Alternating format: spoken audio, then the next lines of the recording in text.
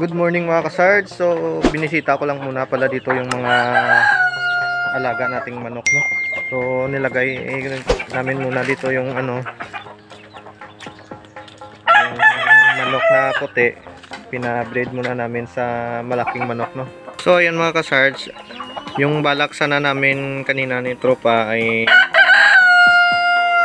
ikakatay na sana namin tong yung lalaking manok na native, yung malaki na manok na to, pero di namin tinuloy, no, kasi sayang naman at malaki siyang manok. Yung naisipan namin ay i-breed na lang sa babaeng manok na to. Para pang pang benta at para malalaki rin yung yung mga kinalabasan ng mga sisiw. Malalaking manok yung kinalabasan. Pang meat type. Yan. Buksan ko na lang mga search para makita nyo yung Ayan. Sa ngayon ay i-breed muna natin to, no. At kunan muna natin ng ng malalaking itlog at malalaking sisiw itong babaeng manok, at ipapares natin sa lalaking manok na malaki, no. Yan. Ito ay crossbreed na native na sa mga malalaking manok, kaya bagay na bagay i-pair sa natin sa babaeng manok.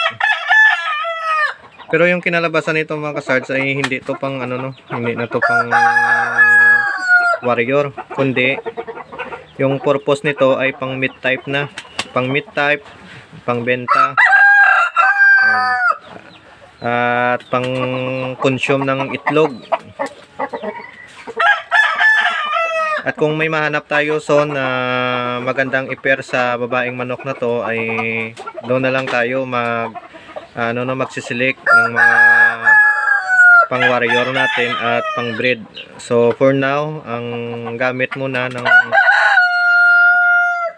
babaeng manok natin ay for meat type lang muna.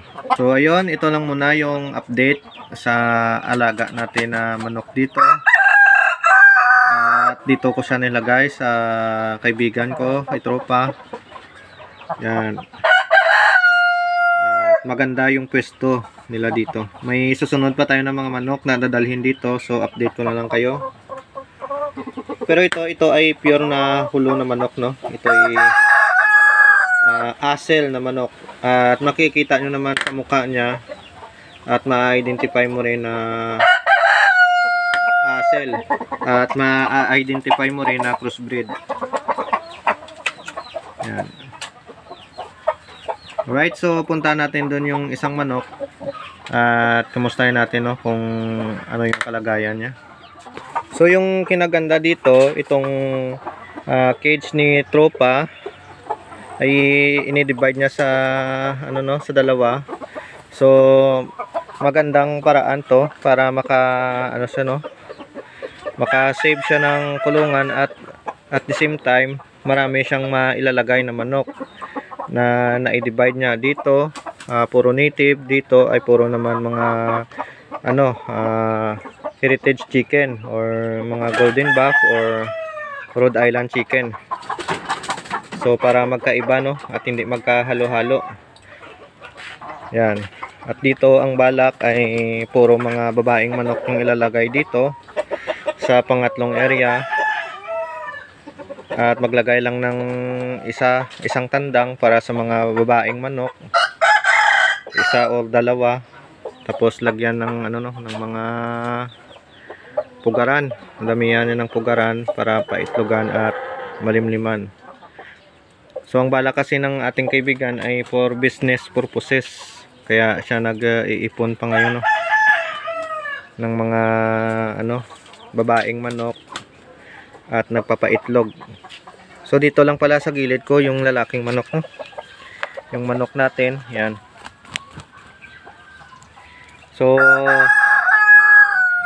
ini-diet ng tropa yung kain nito. So medyo diet siya kasi ay mabigat daw.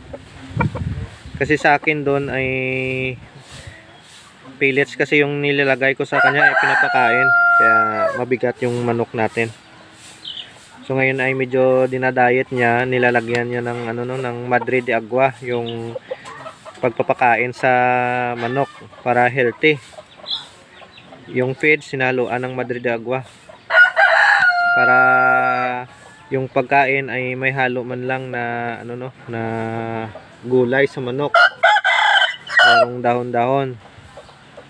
At ang maganda kung dito sa area ni Tropa ay maalagaan niya talaga dahil dito lang naman siya nag-aalaga ng mga manok.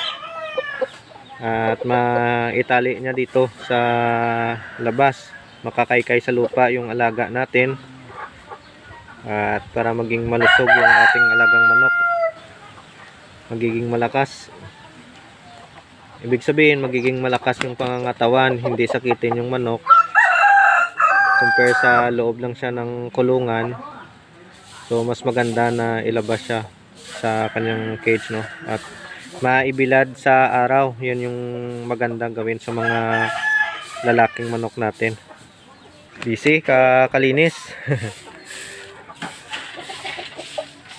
So tulungan na lang kami dito sa area niya sa pagpaparami ng mga manok. Pero yung hulo na manok ay hindi pa rin natin iwawala, no? Bali nadagdagan pa. Yung asil na manok, madadagdagan pa ng native na manok, ng Rhode Island, ng Golden Buff. Yan, para may yung mga buyers natin ay may pagpipilian kung anong gusto nilang rasa ng manok. So sa may lote kasi natin doon ay inuunti-unti ko pa lang doon na nilalagyan ng bakod, no? At ngayon nga hindi ko pa natapos kasi medyo mahaba rin yung lalagyan ko ng bakod. So inuunti-unti ko na lang. So kaninang umaga ay maaga pa akong nagising, nilagyan natin doon ng bakod para pag natapos na ay siyempre pa unti-untiin natin na lagyan ng bahay, ng manukan. So hindi rin kasi basta-basta at hindi rin madali na in an instant ay malalagyan natin kaagad ng gusto natin. So kailangan pa natin pag-ipunan at paghandaan, no? So maganda-ganda rin naman yung area natin doon. At sana ay makumpleto na natin yung bako doon. Maunti-unti na nating lagyan ng ano, no, ng bahay ng manok natin. At siyempre yung bahay din natin. At ito pa yung likod dito, no? Likod ng manukan. At yung mga niyog dito ay mga ano to, mga dwarf coconut. So humingi tayo dito kay Tropa para ilagay din sa ating ano doon, sa ating lote. Parason, gayet matagal man ay magkakaroon tayo ng ano no, ng dwarf coconut. So nagsabi na rin ako kay Tropa na pag meron siyang bunga na tuyo na ay kung pwede na magsidling siya, no, para pag once na may seedling na siya ay hingi lang tayo sa kanya ng pwedeng itanim na niyog. Maganda kasi itong niyog mga ka-search dahil mababa lang, no, pwede mo lang siyang abutin katulad nito, yan, oh, mababa lang yung ano niya, yung niyog, kaya mo na siyang abutin, oh. Ilang takang na lang ay maano mo na siya, no, makukuha mo na, lapit lang, oh. At dito nakita ko dito yung ano, yan, yan, mga ganyan ay pwede nang isidling yan pag ganyan.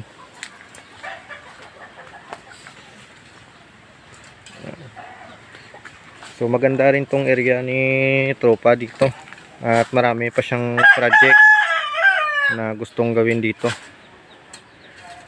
So sa ngayon ay tinutulungan ko muna yung kaibigan natin. At so naman ay doon naman tayo sa may lote ko, no. Doon din tayo magbablog.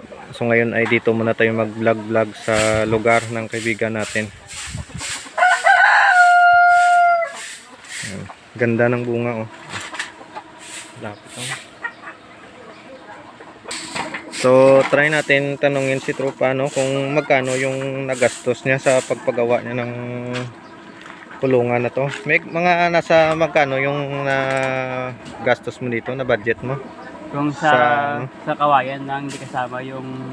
Hindi kasama labor, sa materials lang? Oo, na nandyan sa 10K. 10K? Makagawa ka na nito? Oo. 10K. So, purong kawayan lang no at saka net sama bubungan. Mga 10 to 15 siguro ano? Kasama labor. Yung bubong, tsaka yung net. Yan. So, sa 10,000 mo or lagay natin 15,000. Makakagawa ka na ng ano no, ng simple na cage ng manok na kulungan. Maka-divide ka na nito ng 4 na division para sa yung breeding area.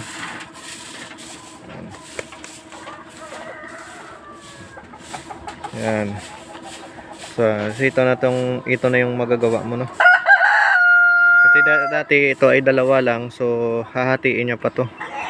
So magiging 4 or depende sa kanya, 2 dyan tapos dito 1 at dadamihan niya na lang dito yung mga babaeng manok. Ang kagandahan lang ay may mga puno siya ng niyog dito, ay hindi masyadong mainit no. At yung ilaw niya dito mga kasarts, yung kinagandahan lang ay gumagamit siya ng ano no, ng solar. Yan no, nakita niyo yung solar. Zoom natin. Yan, yun yung solar para sa ilaw ng kanyang mga manok. Yan, maganda din yung gamitin pag nagmamanukan, solar lang para makatipid tayo sa kuryente. Right? So ngayon mga kasards ay aalis muna kami, pupunta kami ng bahay. Kukunin namin doon yung mga ibang manok ko at itatransfer namin dito sa area ni tropa. So dito ko muna ilalagay pasamantala yung ating mga alagang manok. At yung mga kukunin ko lang naman doon yung mga materials natin no.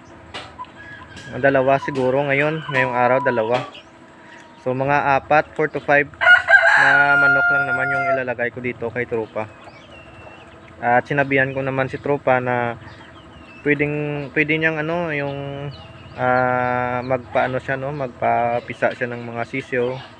Kunan niya ng rasa yung mga manok natin. Dahil malalaki din naman yung manok natin at maibenta niya rin ng mabibigat yung mga alaga yung manok. Yan no, at maaga pa ay nagkalbuhan na yung mga alagang sisiyo niya. Dahil mga sisiyo pa lang ay mga makukulit na. Tandang Oo, mga tandang kasi. Sobrang tapang. Yun, at alis muna kami. Kunin lang natin yung mga alaga natin doon sa bahay para ma-transfer na natin dito. At dahil habang wala ako sa bahay ay mapakinabangan ni tropa yung mga alaga natin. Tsaka na lang natin kukunin ulit pag pag naka-prepare na tayo doon sa may luti natin. Ayun mga kasards, dito kami ngayon sa bahay. So nakuha na pala namin yung manok no na ililipat natin doon sa area ni tropa. Ito ay gray na manok at saka yung itim. So na-cancel kasi yung pagbili nito at saka malayo yung area kaya di natuloy yung pagbenta no. So habang hindi pa to nakukuha or walang kukuha, andon lang muna to sa kaibigan natin para mas maalagaan pa ng mas maayos no. So ayun, at ihahatid na namin doon at dala ko na rin yung mga patukaan para magamit ni tropa. Right, so tara. So ayun mga sards, at nandito na po tayo at kakarating lang natin. Yan, at mga mag-aalas 5 na rin no. So sabay pakain na si tropa at buksan na namin to maya maya.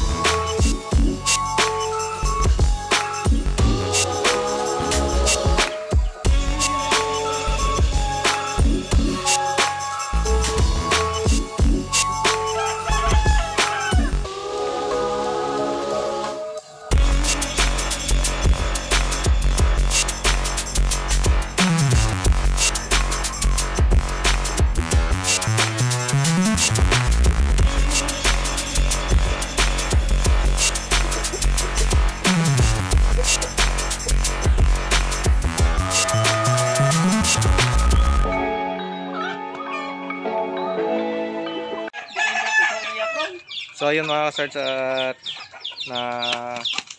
nailabas natin yung manok natin, no. Yan. Ayan na siya ngayon. At dito sa may dulo ay nakita yung dalawang babaeng manok. So titigil din naman mamaya.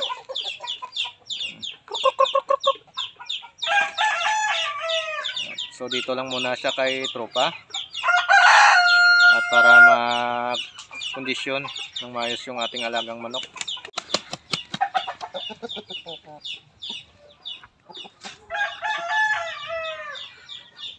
Laki. Mas lalo pa siyang lumaki ngayon mga ka-sarge.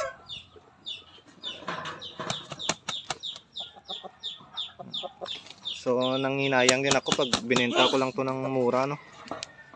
Kaya imbes na ibenta ko ay dito ko na lang paalagaan kay tropa at makunan niya pa to ng lahi.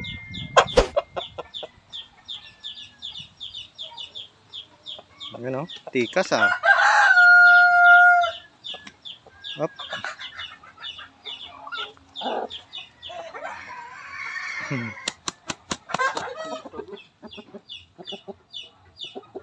Kain ka muna, boy.